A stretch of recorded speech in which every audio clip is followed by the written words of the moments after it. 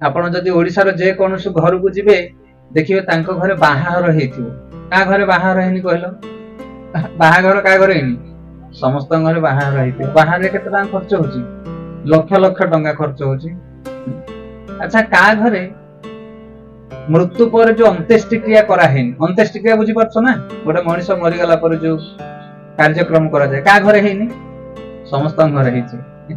ବାହାଘର କରିଛେ ଲକ୍ଷ ଲକ୍ଷ ଟଙ୍କା ଖର୍ଚ୍ଚ କରି, ମରିଗଲା ପରେ ମନୁଷ୍ୟ ମାନଙ୍କ ପାଇଁ ଯୋଉ କ୍ରିୟାକର୍ମ କରିଛେ ହଜାର ହଜାର ଟଙ୍କା ଖର୍ଚ୍ଚ କରି, ସମସ୍ତଙ୍କ ଘରେ ହେଇଛି କଥା।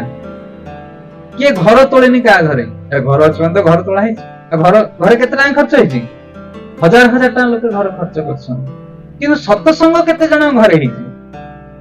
ସତସଙ୍ଗ କାହିଁ ହେଇପାରିବନି? କଣ ଅଧିକ ଟଙ୍କା ଦରକାର? ନା। ସତ୍ସଙ୍ଗ ପାଇଁ କଣ ବହୁତ ବଡ କ୍ରିକେଟ ଫିଲ୍ଡ ଦରକାର ନା କଣ?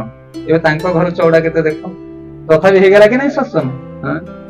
ସେଥିପାଇଁ ସତ୍ସଙ୍ଗ କରିବା ପାଇଁ ଅଧିକ ଧନ ଦରକାର ନାହିଁ, ବହୁତ ବଡ ଘର ଦରକାର ନାହିଁ, ଅଧିକ ସମୟ ବି ଦରକାର ନାହିଁ। କଣ ଦରକାର ସତ୍ସଙ୍ଗ ପାଇଁ? ଧର୍ମ ବଳ ଦରକାର। କଣ ବୁଝିପାରିଲେ ନା? ଯୋଉ ପରିବାରର ଲୋକମାନଙ୍କର ଧର୍ମ ବଳ ଅଧିକ ହେଇଯାଏ ସେମାନଙ୍କ ଘରେ ଭଗବାନଙ୍କର କାର୍ଯ୍ୟକ୍ରମ ଅନୁଷ୍ଠିତ ହୁଏ। ସେଥିପାଇଁ ସେମାନେ ମହାଭାଗ୍ୟବାନ ସେ ପରିବାରର ବ୍ୟକ୍ତି ମାନେ।